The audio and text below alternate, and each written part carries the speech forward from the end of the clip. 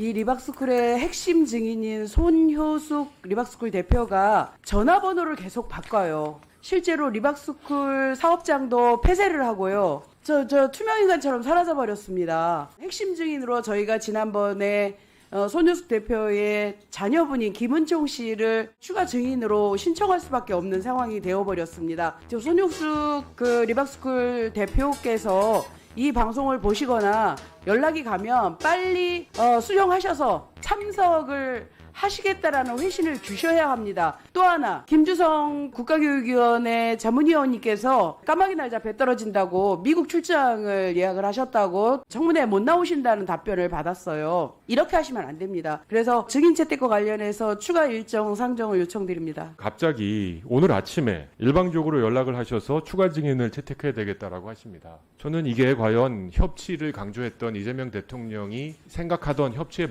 모습인가는 의문을 지울 수가 없습니다. 그 손효숙이라는 분이 나오지 않으니 그 자녀를 볼모 삼아 협박해서 나오게 하겠다, 뭐 이런 취지 같아요. 그러니까 이분이 안 나온 거에 대해서 저도 유감을 표명합니다. 그럼에도 딸을 일단 증인 채택해두고 엄마 나오면 딸 빼줄게, 뭐 이거 같이 들리는데 이런 건 아니라고 생각합니다. 그것도 교육위에서 절차적으로도 저희가 동의하기 어렵고 내용적으로도 동의하기가 어렵습니다. 아니, 그래서 손효숙과 김은총은 당연히 증인으로 채택했어야 맞지요. 그러니까 엄마와 딸이기 때문에가 아니라 두 분 다 이 리박스쿨의 주요 증인인 겁니다. 각 개별로. 그래서 둘 다 필요한 사람들이었는데 두 분께서 어떤 과정이 있으셨는지 모르겠지만 한 사람만 하자라고 이제 합의를 보셨던 거예요. 근데 그분이 가장 주요한 증인이에요. 근데 그 사람도 안 온대요. 그래서 추가적으로 그러면 우리가 청문회를 할 수 있는 여지가 없으니 킬됐었던 다른 증인들이라도 오지 않으면 청문회가 성립이 안 된다. 그래서 그런 것이지 사실은 엄마와 딸의 관계가 전혀 아닌 것이죠. 마치 엄마가 안 오니까 딸이 와라? 딸은 아무런 리박스쿨과 관련도 없는데 우리가 괜히 불렀다. 이렇게 말씀하신 건 전 사실관계를 왜곡하시는 거라고 생각이 들어서 말씀을 드립니다. 저는 늘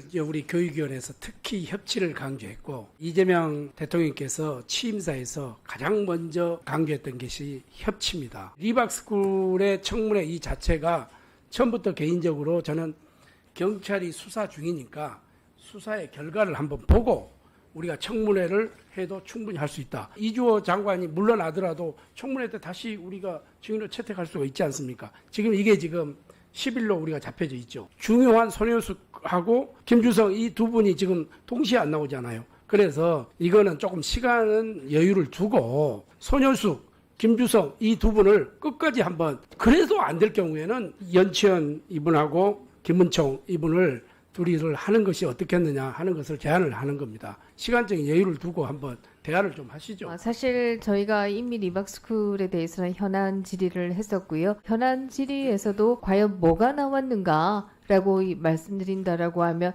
저는 별게 없지 않았나 이런 생각합니다. 늘보험학교 강사가 전체가 12만 명 정도 된다라고 통계를 말씀하셨던 걸로 기억하는데요. 그 현안 질의할 때는 늘보험 스쿨, 이박스쿨과 관련된 강사가 11명이라고 얘기를 했고, 그 이후에 교육부에서 더 보내온 자료를 보니, 약 50명 정도 된다라고 하는 자료를 보내온 것으로 기억합니다. 12만 명 가운데 50만 명 때문에 50명 때문에, 12만 명 가운데 50명 때문에 도대체 늘보험 교육이 어떻게 변화되었다라고 하는 것인지, 그리고 그 이후로도 시간이 상당히 지났습니다만은 리박스쿨이나 이와 관련된 기사가 더 나온 게 없습니다. 이것은 뭔가 의혹이 더 있지 않기 때문에 더 이상 기사가 없는 것이 아닌가 이런 생각을 하게 됩니다. 물론 다수당이 원하시는 거 다 하실 수 있기 때문에 청문회도 한다라고 얘기하고 있습니다만은 도대체 저희 야당 입장에서는 리박스쿨이라는 이름 자체도 지난 대선 기간에 기사를 통해서 처음으로 봤고, 도대체 이 청문회를 왜 하는지에 대해서도 아직도 사실 잘 이해가 안 됩니다. 이상입니다. 일단 여야 간사분들께서도 리박스쿨 관련해서 이제 청문회를 하겠다라고 하는 것은 이미 예정돼 있는 거 아니겠습니까? 그럼 예정돼 있다고 하면은 청문회를 하는 게 맞는 거고요. 또 시간을 두고 하자라는 것은 결국 안 하자는 얘기인 것 같아요. 그래서 저는 7월 10일에 청문회를 반드시 해야 된다는 입장을 좀 말씀드리겠고, 또 하나는 이제 현안 질의를 지난번에 했을 때 여러 의혹들이 제기가 된 문제 아니겠습니까? 그 현안 질의에서 나온 여러 의혹들을 저희가 다시 한번 청문회를 통해서 밝히는 것은 매우 중요한 일이죠.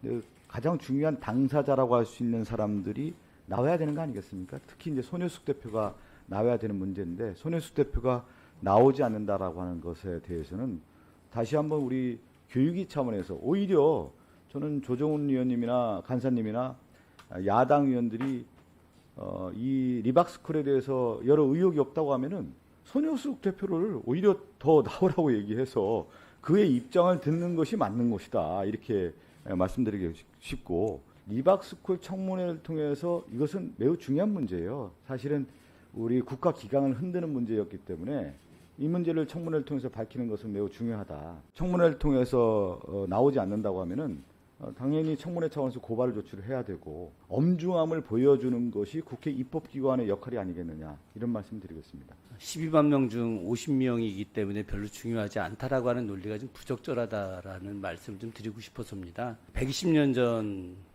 이 시기에 을사늑약이 이루어지는데 2,500만 동포 중에 5명이 나라를 팔아먹었습니다. 이 이야기로 마무리하겠습니다. 네.